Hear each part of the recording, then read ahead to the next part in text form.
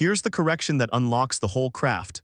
Hand lettering isn't handwriting, it isn't calligraphy either. Every letter is a drawing. One Skillshare class slows the craft right down to the steps beginners skip.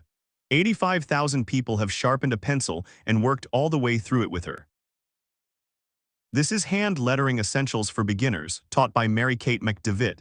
13 lessons, just under 2 hours. Pencil, paper, and one phrase carried all the way to ink.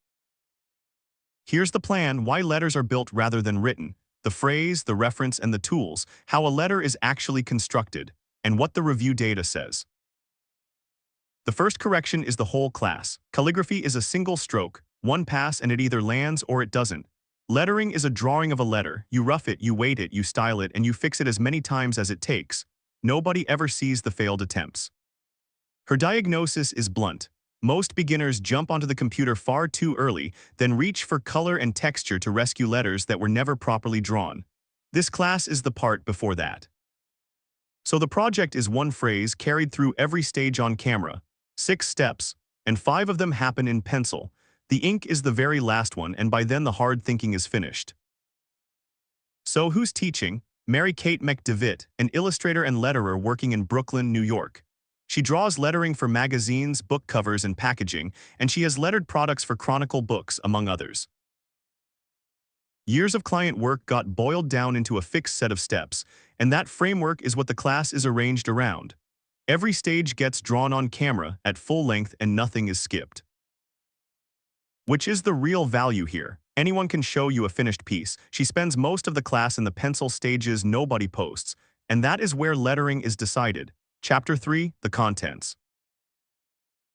Inside, it's 117 minutes across 13 lessons, 3 on thinking, 2 on warming up, 3 on construction and layout, and 4 on the drawing itself. That is the whole map. The shape of it tells you what she values. The thinking is front-loaded, a phrase, a word list, a wall of reference, and an entire lesson on pencils and pens before you draw a thing. Then the class settles into a long, quiet stretch of drawing where almost nothing is cut away. It trusts you to sit and watch somebody think at her own pace. Sketching Part 2 runs 23 minutes. Final inking runs 27. Together, that's more than 40% of the class in real time. It starts with a phrase and she gives it 3 rules. Keep it short, under 10 words, because ornate letters need room to breathe. Make it personal, a line from a film or something you actually believe, and give it a job, a cover, a poster, a package. An application turns a doodle into a brief. Her own phrase came from a favorite sitcom. Then research, and this is the part beginners skip fastest. She writes out every word the phrase suggests, gets specific, then hunts each one down as reference. Old packaging, advertising, type, borders, textures. The longer the list, the more interesting the concept, and the less your finished piece resembles the one thing you were copying. The mood board grows out of that list, and it keeps the whole project honest. The tool lesson is refreshingly cheap.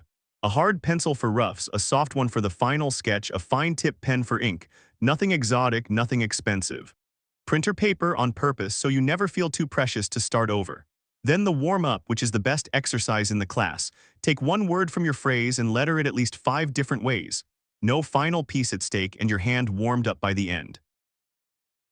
She lays out the menu she works from. Script, serif, fancy serif, sans serif, ornate, black letter on a curve, inside a shape, dimensional and representational, 10 ways to draw the same word. And she cheerfully picks apart her own failures as she goes along.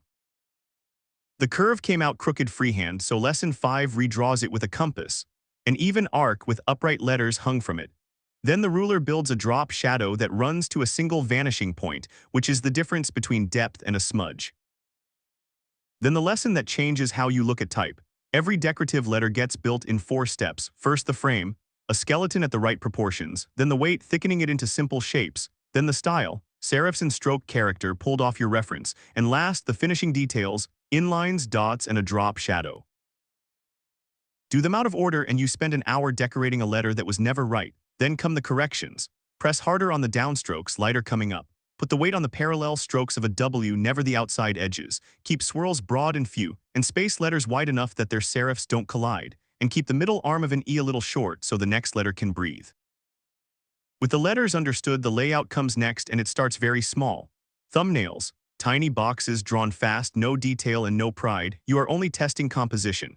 Where the big words sit, what contains them, where the artwork goes. Most of them are meant to be bad. One of them gets circled. That is exactly the point of them. Then the chosen thumbnail becomes a full pencil sketch, and this is the 23-minute lesson unedited.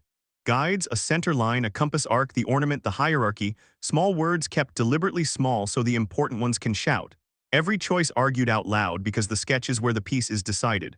The ink only executes it. The rough sketch never gets inked directly. It goes onto a light table with clean paper laid over the top, and she traces the whole thing again, smoothing curves, tightening spacing, adding the corner details. The second pass is always the better drawing. Then 27 minutes of inking. Tape the sketch down so nothing shifts. Decide nothing new because every choice was locked in already. Ink overlapping lines on separate sheets and stack them back together on screen, and if 1 inch goes wobbly, redraw that inch on its own. Underneath all of it sits one habit. Don't be afraid to draw it again. She redraws the same letters repeatedly on camera and says plainly why. The longer you stay with a drawing, the better it gets, and so does your eye. Now then for the student's verdict. So does it deliver? 73% of students said the class met or exceeded their expectations. 30% of them said it exceeded them outright. That's a good score rather than a spotless one, and the most liked board shows where the strength sits. Helpful Examples takes the top spot with 167 votes. Clarity of instruction and actionable steps follow right behind it, then organized lessons and an engaging teacher, which tracks in a class built almost entirely from worked examples drawn slowly on camera. If you want the demonstrations, you will be very happy. If you wanted a brisk summary, you may not. One question left.